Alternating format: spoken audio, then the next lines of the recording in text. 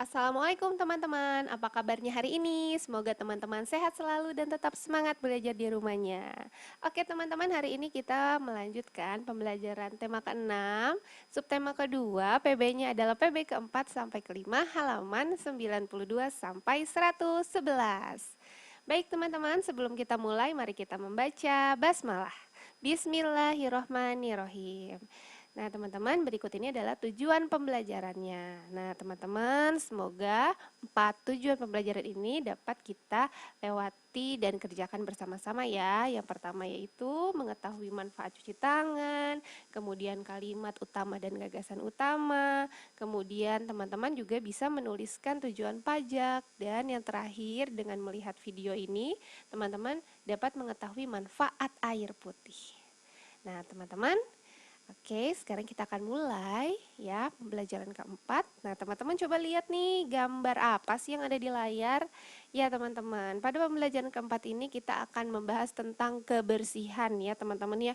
Kebersihan itu sebagian daripada iman ya, teman-teman. Kita akan membahas tentang manfaat cuci tangan sebelum makan dan buanglah sampah pada tempatnya. Tetapi sebelum mulai, teman-teman coba dong, Bunda Nina pengen tahu nih, menurut teman-teman, pendapatnya teman-teman, apa sih ini yang berada di gambar ini? Ya, ayo berikan komentar coba menurut teman-teman. Ini lagi ngapain sih dia? Nah, kalau pendapat Bunda nih, ada banyak ya. Siapa tahu nih teman-teman nanti sama dengan Bunda. Yang pertama yaitu seseorang yang membawa sampah teman-teman ya.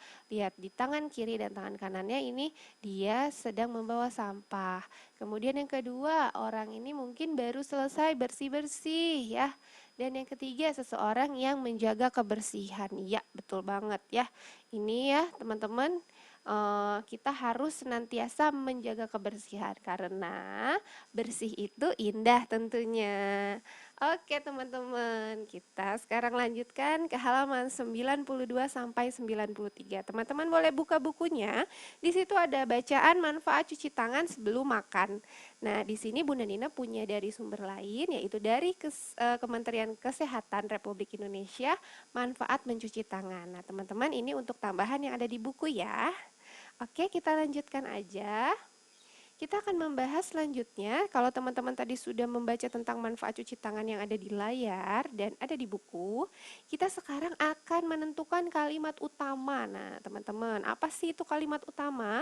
Nah, kalimat utama itu adalah kalimat yang menjadi pokok dalam paragraf. Nah, ini dia ya, kalimat utama. Nah, ini di sini Bunda Nina sudah menuliskan paragraf 1 dan paragraf kedua. Biasanya nih, si kalimat utama ini letaknya di awal atau di akhir paragraf, teman-teman. Berbeda dengan si gagasan utama nih, teman-teman. Gagasan utama ini lebih singkat ya, teman-teman ya. Dia lebih singkat dan dia terdapat di awal atau di tengah, bisa juga di akhir, teman-teman. Teman-teman boleh menyamakan dengan jawaban Bunda, tetapi sebelum menyamakan tentunya teman-teman baiknya mengerjakan sendiri dulu ya. Oke. Dan selanjutnya teman-teman juga nanti harus mengerjakan, kalau ini Bunda sudah mencontohkan, pada halaman 93 teman-teman juga harus mengerjakan dong tentunya halaman 94 yang buanglah sampah pada tempatnya ya. Jadi ada teks bacaan buanglah sampah pada tempatnya, coba yuk teman-teman kerjakan. Kira-kira betul atau salah ya, kita akan membahasnya nanti di pertemuan selanjutnya. Oke, teman-teman, sekarang kita akan melanjutkan tentang pembangunan nasional dan pajak. Halaman berapa, Bunda? Halaman 96. Nah, teman-teman boleh baca halaman 96. Nah, di sini ya, setelah teman-teman sudah membaca halaman 96, teman-teman nanti akan mengerjakan ayo eksplorasi dan mendiskusikan apa sih pembangunan nasional dan pajak itu. Di sini ada pertanyaan di halaman 97, teman-teman ya. Yang pertama, apa yang dimaksud dengan pajak? Nah, sengaja nih Bunda Nina nggak taruh pertanyaannya biar teman-teman baca dulu ya.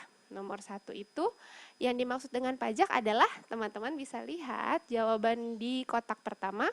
Pajak adalah pungutan wajib dari rakyat untuk negara, dan setiap sen uang pajak yang dibayarkan rakyat akan masuk ke dalam pos pendapatan negara dari sektor pajak ya.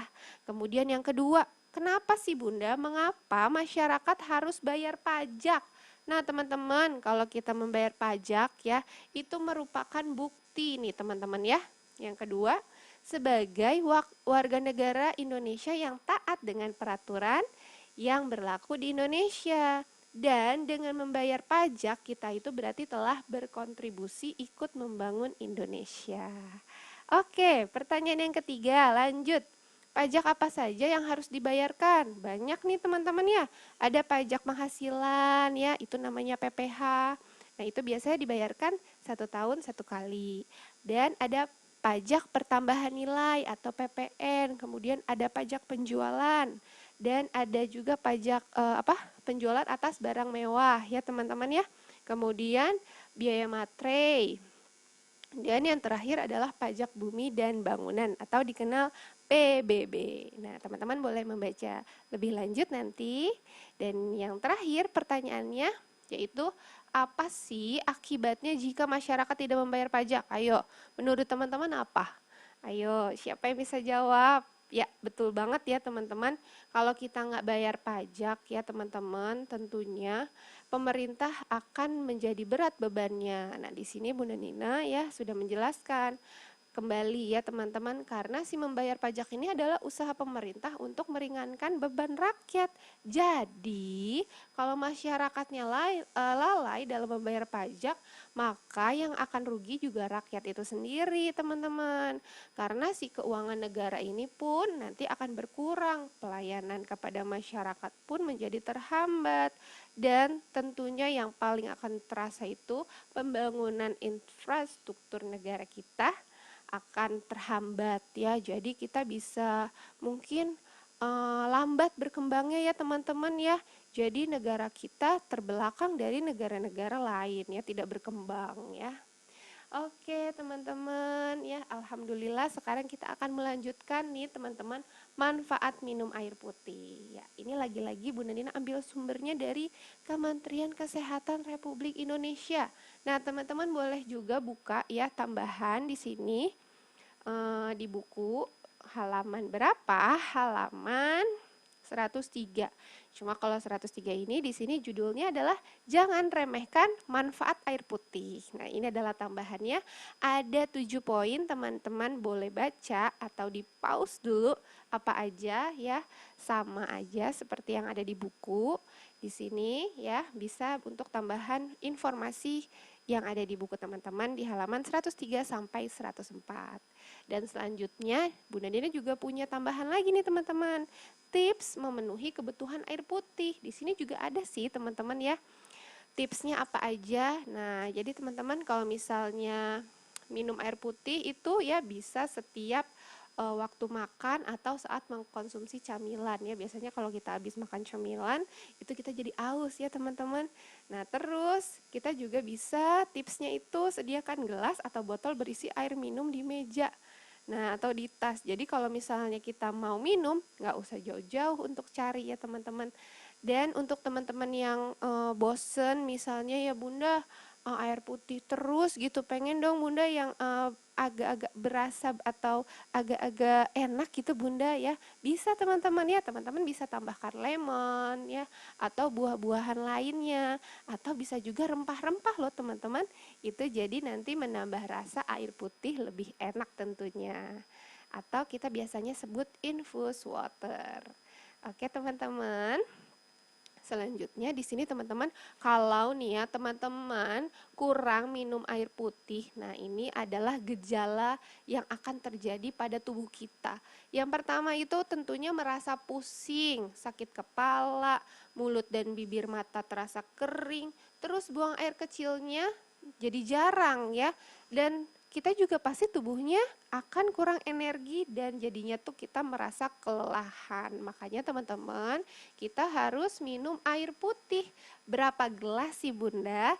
Nah, minum air putih itu bisa juga ya teman-teman, di sini ada 8 gelas sehari ya teman-teman. Jadi si air putih ini ya, kandungan air dalam tubuh manusia itu sekitar 2/3 atau sekitar 60% sampai 70% dari berat tubuh. Yuk coba teman-teman dihitung berapa berat tubuhnya. berapa ya berat tubuh teman-teman? 70%-nya. Nah, itu berarti kebutuhan air putih teman-teman. Dan teman-teman di sini juga ada cara atau kiat-kiat ya teman-teman. Sebentar lagi kita akan puasa ya teman-teman, tidak terasa ya 90 hari lagi kita akan menjelang Ramadan. Di sini adalah cara-cara untuk minum air putih pada saat di bulan puasa. Yang pertama, 1 gelas setelah bangun sahur, 2 gelas selepas sahur, yang pertama lagi nih yang ketiga, 1 gelas saat berbuka puasa, kemudian 1 gelas setelah sholat maghrib, 1 gelas lagi setelah makan ya. Kemudian 1 gelas lagi setelah sholat isya, 1 gelas lagi setelah sholat tarawih, dan 1 gelas lagi sebelum tidur. Nah teman-teman jangan sampai nanti teman-teman kekurangan minum air putih ya, nanti bisa dehidrasi ya. Oke teman-teman, nah di sini Bunda Nina juga sudah merumuskan halaman 104, dibuka 104. Di sini ada ayo rumuskan ya tentang kata kunci, kemudian perkiraan informasi teks, gagasan utama dan informasi teks. Nah ini dari mana ayo rumuskannya? Tentunya dari teks jangan remehkan manfaat air putih. Oke teman-teman, ini sekarang tugas hari ini ya. Ada 1, 2, 3, 4, 5, teman-teman bisa melihat di video. Dan ada 2 tugas yang teman-teman harus kerjakan secara mandiri ya. Jadi tidak hanya melihat video yang sudah Bunda Nina kerjakan. Oke teman-teman, terima kasih untuk teman-teman semuanya. Semangat belajar di rumah, grade 6, berani bisa mandiri. Terima kasih teman-teman semuanya. Wassalamualaikum warahmatullahi wabarakatuh.